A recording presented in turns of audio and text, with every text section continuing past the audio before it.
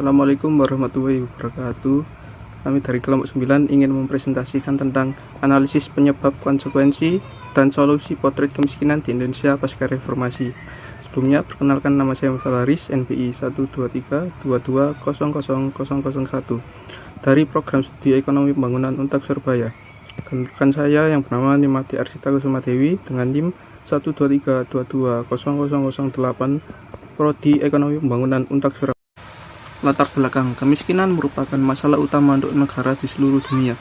Di negara berkembang sendiri banyak sekali terjadi kemiskinan pada masyarakatnya. Kemiskinan merupakan kondisi di mana seseorang yang tidak dapat memenuhi kebutuhan dasarnya seperti sandang, pangan, papan, kesehatan, dan pendidikan. Pada masa sebelum reformasi, awal tahun 1998 mulai dirasakan terjadinya krisis finansial Asia yang membuat kondisi perekonomian Indonesia melemah dengan melambungnya nilai dolar Amerika terhadap rupiah. Akibatnya, harga barang-barang naik membuat beban masyarakat. Potret kemiskinan Indonesia pasca reformasi sekurangnya tercermin pada data Indeks Pembangunan Manusia pada tahun 2014 yang dirilis oleh United Nations Development Program bahwa IPM Indonesia pada posisi yang sama pada tahun 2001, yaitu di peringkat 108 dari 187 negara. Hasil dan pembahasan. 1. Penyebab terjadinya kemiskinan di Indonesia pasca reformasi. Jika data ditarik dari pasca reformasi pada rentang tahun 1999 hingga 2004, pemerintah berhasil menurunkan kemiskinan sebesar 6,77%. Pada tahun 2014 hingga tahun 2019, penurunan kemiskinan sebesar 1,74%. Bahkan penurunan angka kemiskinan di Indonesia disebut sebagai upaya progresif pemerintah di mata negara-negara dunia. Meski turun, Indonesia masih dihadapkan oleh banyak persoalan terkait tingkat kemiskinan di dalam negeri. Di antaranya perbedaan tingkat kemiskinan di pedesaan dan perkotaan yang masih sangat tampak jelas.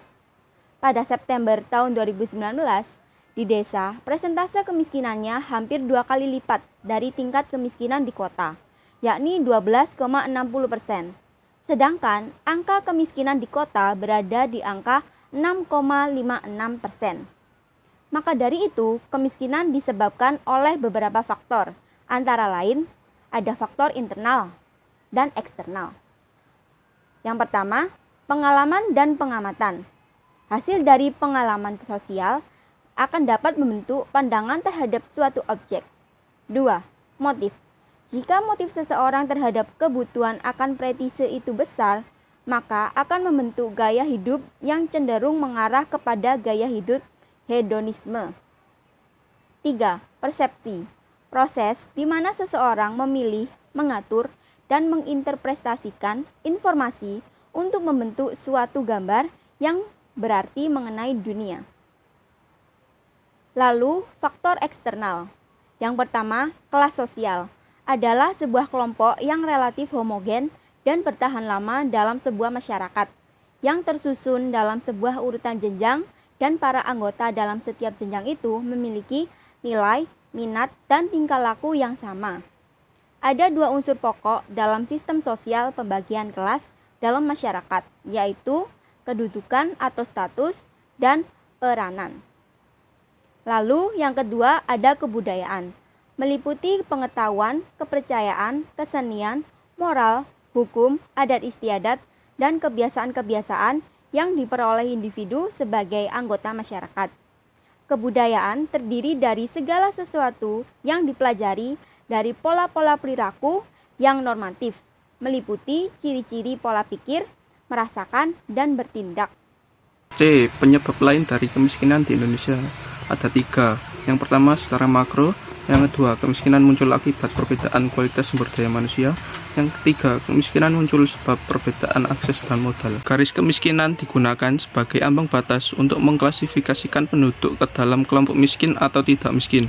Penduduk miskin adalah mereka yang pengeluaran per kapita per bulannya di bawah garis kemiskinan. Sebaliknya, seseorang tergolong tidak miskin jika persebaran per kapita per bulannya berada di atas garis kemiskinan. Sedangkan garis kemiskinan adalah harga yang harus dibayar oleh kelompok referensi untuk memenuhi kebutuhan pangan sebesar 2.100 per orang atau per hari, dan kebutuhan non-pangan yang tidak esensial seperti perumahan, sandang, kesehatan, pendidikan, transportasi, dan lain-lain. Sebagai contoh berikut adalah ilustrasi dalam garis kemiskinan di Indonesia. Pada bulan September 2017, jumlah penduduk miskin atau penduduk dengan pengeluaran per kapita pendapatan di bawah garis kemiskinan di Indonesia mencapai 26,58 juta orang atau 10,12%, berkurang sebesar 1,19 juta orang dibandingkan dengan kondisi Maret 2017 yang sebesar 27,70 juta orang atau 10,64%. Persentase penduduk miskin di daerah perkotaan dibandingkan dengan kondisi Maret 2017 yang sebesar 27,70 juta orang atau 10,64%.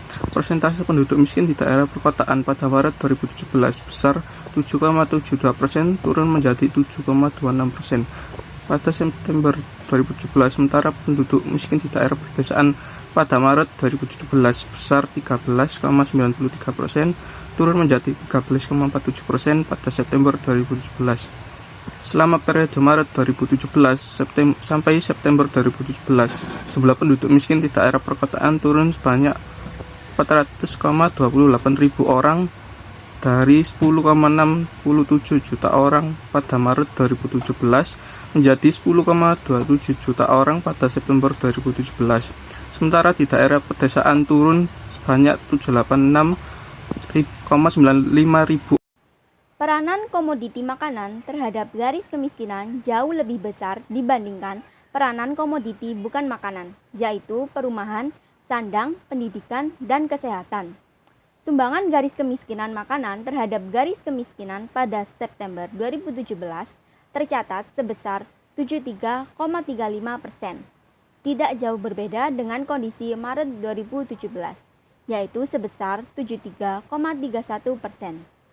Komoditi makanan yang berpengaruh besar terhadap nilai garis kemiskinan di perkotaan maupun di pedesaan adalah beras, rokok kretek filter, daging sapi, telur ayam ras, daging ayam ras, mie, dan gula pasir. Sementara komoditi non-makanan yang berpengaruh besar terhadap nilai garis kemiskinan di perkotaan maupun pedesaan adalah perumahan, bensin, listrik, pendidikan, dan tingkat perlengkapan mandi.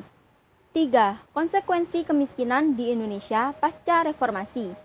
Yang pertama ada pengangguran, yang kedua ada kriminalitas, ketiga putus sekolah, keempat kesehatan, dan kelima adalah generasi penerus yang buruk. 4. Solusi dari penyelesaian masalah kemiskinan di Indonesia pasca reformasi. Di Indonesia, setiap periode pemerintahan memiliki fokus dan karakter masing-masing dalam upaya pengentasan kemiskinan. Pasca reformasi, yaitu pada awal tahun 1998, angka kemiskinan naik signifikan daripada tahun-tahun sebelumnya. Badan Pusat Statistik pada saat itu mengklarifikasi bahwa naiknya angka kemiskinan disebabkan oleh perubahan metode perhitungan jumlah penduduk miskin. Memasuki periode 2000-an, dikeluarkanlah Undang-Undang Nomor 5 Tahun 2000 tentang Program Pembangunan Nasional. Di dalamnya ada 4 strategi penggolongan kemiskinan yang diajukan melalui penciptaan kesempatan pemberdayaan masyarakat dengan peningkatan akses kepada sumber daya ekonomi dan politik, peningkatan kemampuan melalui pendidikan dan perumahan, dan perlindungan sosial untuk mereka yang menderita cacat fisik, fakir miskin, keluarga terisolasi, terkena pemutusan hubungan kerja, dan korban konflik. Solusi untuk mengatasi kemiskinan di Indonesia pasca reformasi meliputi berbagai upaya yang telah dilakukan oleh pemerintah, termasuk yang pertama pemberdayaan masyarakat, yang kedua program pengentasan kemiskinan, yang ketiga penyediaan kredit mikro, yang keempat pengembangan infrastruktur, dan yang terakhir pengembangan sektor jasa. Pemerintah juga mengembangkan program-program seperti pembangunan desa, program pengembangan masyarakat desa, dan program pengembangan masyarakat desa yang fokus pada pembangunan masyarakat di desa-desa. Kesimpulan, kemiskinan merupakan kondisi di mana seseorang yang tidak dapat memenuhi kebutuhan dasarnya, seperti sandang atau pakaian, pangan atau makanan, papan atau tempat tinggal, kesehatan, dan pendidikan. Kemiskinan di Indonesia pasca reformasi disebabkan oleh faktor internal dan eksternal, dengan konsekuensi seperti pengangguran, kriminalitas, putus sekolah, kesehatan buruk, dan gangguan pada generasi penerus. Garis kemiskinan juga berhubungan dengan kemiskinan yang ada di Indonesia, karena garis kemiskinan atau GK digunakan sebagai ambang batas untuk mengklasifikasikan penduduk ke dalam kelompok miskin atau tidak miskin. Oleh karena itu, solusi untuk mengatasi kemiskinan termasuk menciptakan kesempatan pemberdayaan masyarakat, peningkatan kemampuan, dan perlindungan sosial. Pemerintah juga telah melakukan upaya penanggulangan kemiskinan melalui berbagai program dan kebijakan. Selama presentasi ini, kita telah belajar tentang penyebab, konsekuensi, dan solusi kemiskinan yang ada di Indonesia pasca era reformasi. Kemiskinan terjadi disebabkan oleh dua faktor, yaitu faktor internal dan faktor eksternal, yang telah dijelaskan pada bagian hasil dan pembahasan. Semoga dari presentasi kali ini dapat bermanfaat bagi kalian dan terima kasih.